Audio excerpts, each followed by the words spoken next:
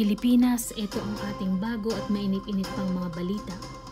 Maagang umalis ngayong araw si dating Mayor Alice Guo sa PNP Detention Facility upang pumunta sa Capas Tarlac Regional Trial Court Branch 109, kung saan siya ay may standing warrant of arrest dahil sa kanyang kinakaharap na kasong graft.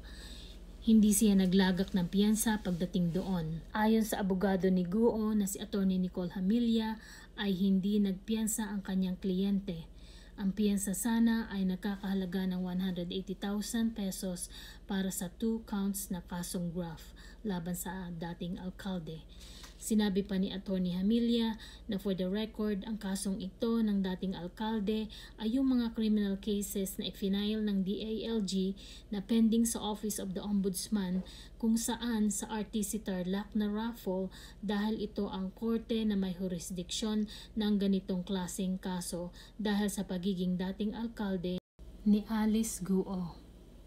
Sa kasalukuyan ay pending pa ang mga ibang kaso sa DOJ para kay Guo, ngunit tiniyak naman ni Atty. Hamilya na dadalo ang kanyang kliyente sa hearing o pandinig sa Senado kung maglalabas ng utos ang korte.